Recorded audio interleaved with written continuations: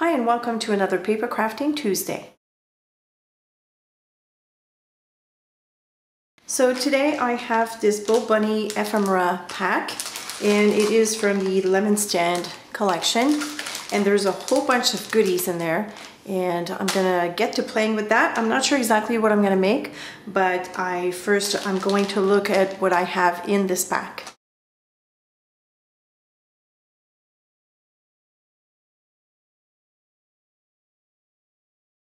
Alright, so I just opened the package and it's pretty amazing the amount of stuff that's in there. First you have 11 pieces of double-sided pattern paper, and they roughly measure a little bit more than 9 inches by 6. And all of them, like I said, are double-sided. I love the color combination of this pack. It's blues and greens and oranges, very happy colors. Could be suitable, oh I love this one, the tree trunk. Could be used for feminine projects, kids project, and you'll see later why I'm saying that. Look at these, they're so gorgeous. I love the little bee in there in that pattern. Very fun, fun, fun. Now there's also smaller pieces of the same paper, and these ones, I haven't measured. They're 6 by 3. So it's the same patterns again, double-sided. There's text paper, and this is like genuine. This is from a dictionary, you can tell. Then this is the reason why I was saying that this pack could also be used for boys or more like kitty-ish type of projects. There's a cute little train. These are rub-ons, by the way. There's also road signs, all kinds of fun stuff. Circles, so it's not limited to boy stuff. A stamp set, which I love. So cute.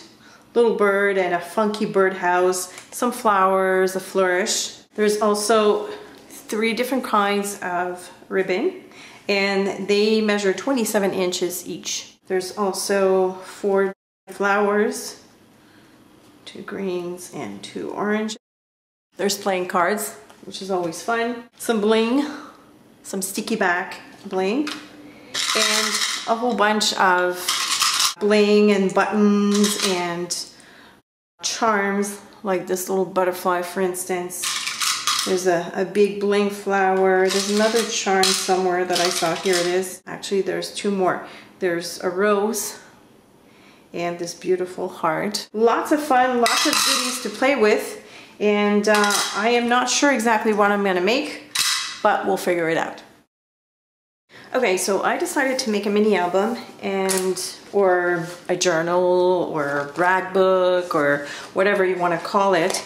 I have taken out of the package, I've taken these 3 pieces of pattern paper plus the text paper. I'm going to score them down the middle this way. And it doesn't, each page does not measure up to the 9 inches exactly, but it doesn't matter. I'm still going to score at 4.5. Well, then I'll just have to trim the bottom. But for now, I'm just going to score each page.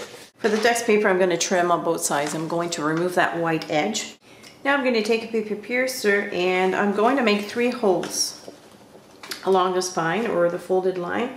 I'm going to make one in the middle. I'm not measuring, I'm just eyeballing it.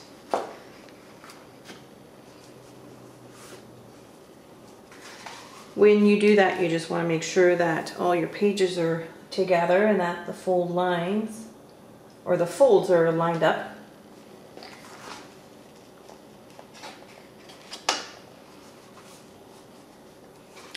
And the last one.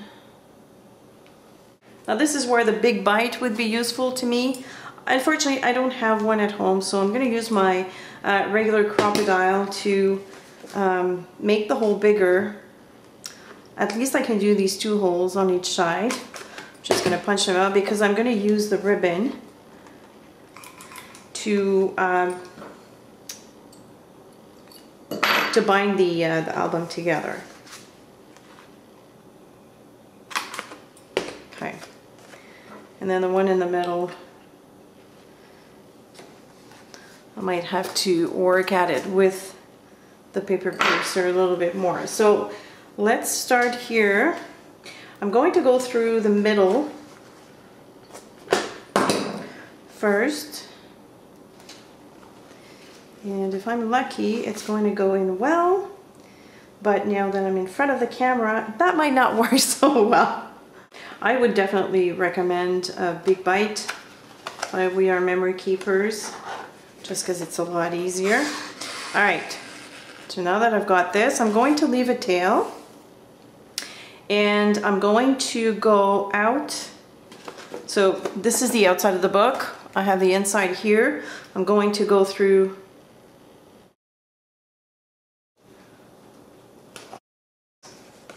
right there at the top. I'm going to try and turn my ribbon so that it lays kind of flat inside. There we go. And then I'm going to go all the way out to the other side hole right here.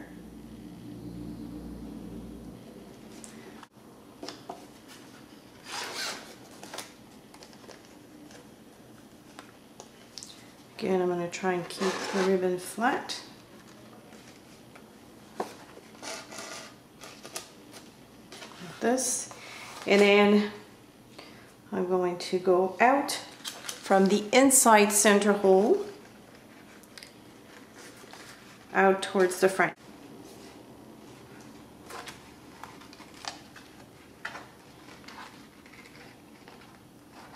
Yay!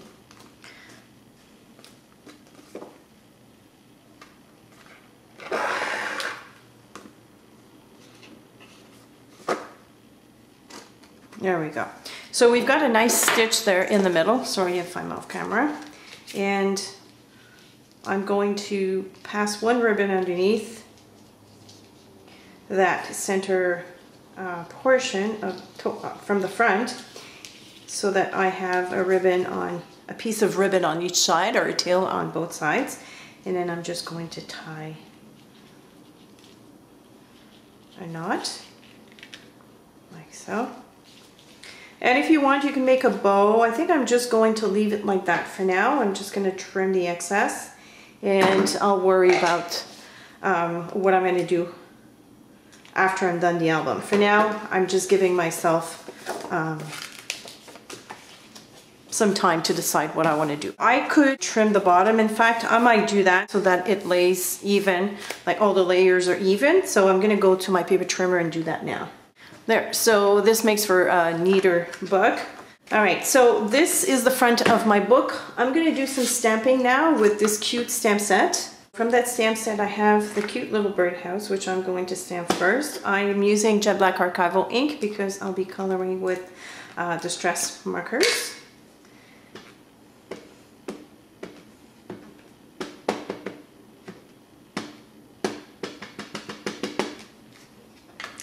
And I want the birdhouse kind of like high up here.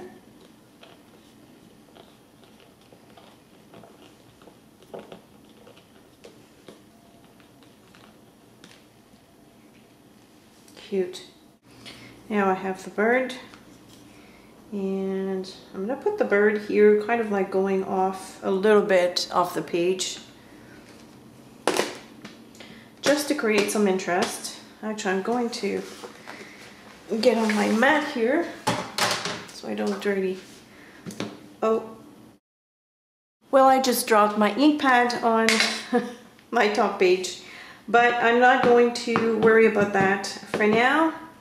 I'm going to keep going because I can always camouflage what I just did.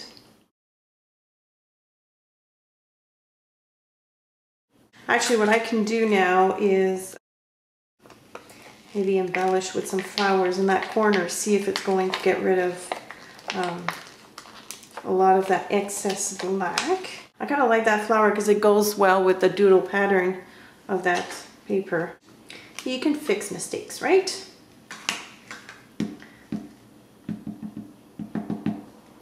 Okay, first I'm going to fold it so I don't stamp on the other side. And let's do it here like this. See? You can hardly tell. And then I'm going to put another one close to that little house here without going on the house. Like so. Not bad actually. I like the look. Alright, I need 3. Let's put one on top right here. Now I do have that ribbon and it's going to get dirty, but it's all good. Here we go. Not bad at all. Now, of course, that birdhouse is floating, but not for long. I'm going to take one of the smaller pieces from the ephemera pack, and I like these. I know they're supposed to be tire tracks, but I'm going to use them as the birdhouse post.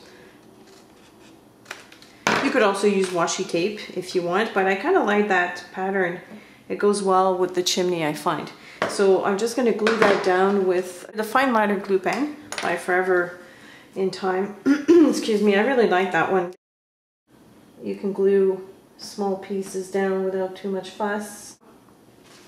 I put glue all the way down, but I'll just chop off the excess, it doesn't matter. Okay, so now the birdhouse is not floating anymore, yay! So before I go any further, let me cut off that post that's sticking out.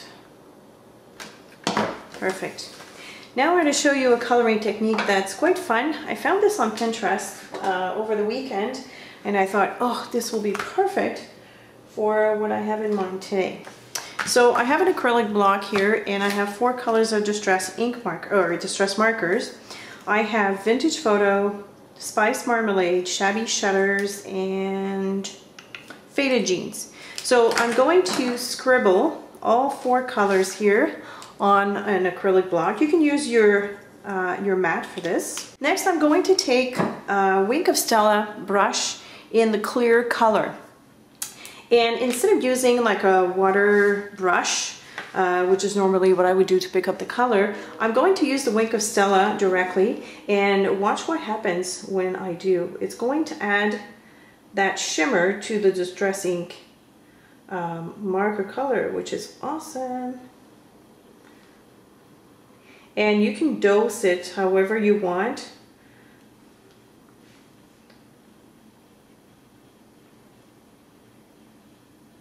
And I love the shabby look effect. Now you can do this on watercolor paper as well. It would be fun to do, but see how it adds a little bit of color, kind of like a muted. Let me see.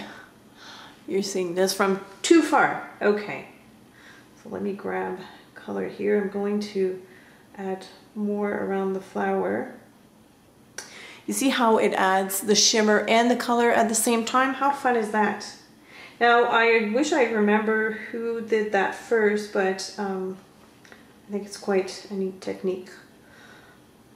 If I'm not mistaken, I think I've seen this on a Penny Black video, but I can't be sure. But anyways, just know that I did not invent that technique, but I just thought it would be fun to use. It's just another way to color an image, and especially that image because it has such nice white space to do it in. See how fun that is? Oh, I love that. All right, so I'm going to put myself in fast forward mode right now because this is going to be too long for you to watch me color this whole thing, and then I'll talk to you later.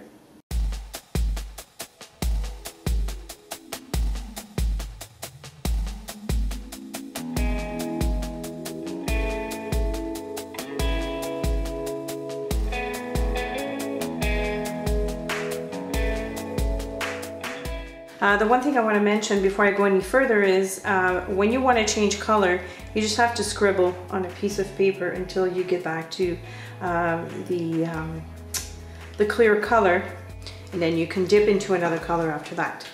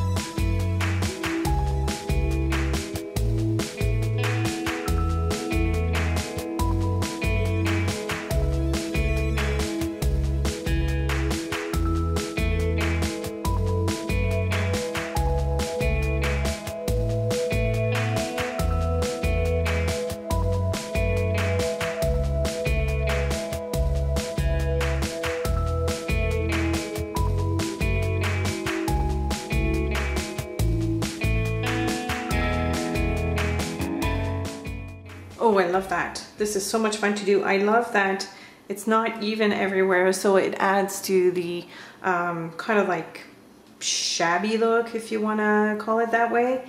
And it picks up the doodling very well, I find. And it also brings the picture to the foreground because it's so shiny and reflective. I just noticed I made another boo-boo here. I probably dipped my finger in the glitter while I was coloring. So oops, we need to stamp another flower right there.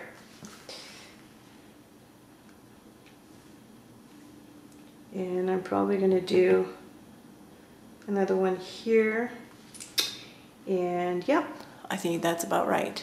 All right, I want to add some dimension to the cover, and that's probably the only place where I will add dimension, because if you intend this to be some sort of a journal or even a book of lists, or even to integrate photograph and write stuff, you don't want too much dimension on the inside pages. So I'm going to concentrate most of my embellishments on the cover. And I have these two flowers. And I don't know, but when I put them together and I folded them like that, they kind of reminded me of a sunflower or sun. I don't know. I think it just looks good in that corner right here. I have no explanation for it. But I'm going to go ahead and glue those down. Now, for the sake of this video, I do have my glue gun ready. If you're doing this at home and you don't want to use a glue gun, then that's fine. You can just use glossy accents. And then just double that up. Let's see, I have those blings that comes with the kit. Let's go for the pearl. Yeah, I'll be using the big one. Just pop that right here, close to the edge. How cute is that? Now, I do also have this wonderful butterfly in the kit, and I think I'm going to take the ribbon from the binding, and I'm going to peek that through right here, and I'm going to do a bow. Now, of course, that butterfly is hiding a bit my flower, which is not a big deal for me. So I'm just going to tie that into a bow, and this will add another embellishment. I'm just going to add a little mini glue dot right underneath here so that the metal embellishment stays a little bit more stable.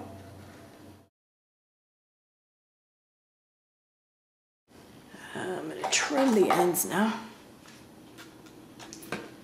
There we go.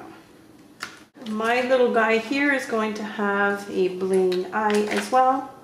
I'm going to cut, actually I'm going to cut one of these and grab it. Pop that into place where the eye is.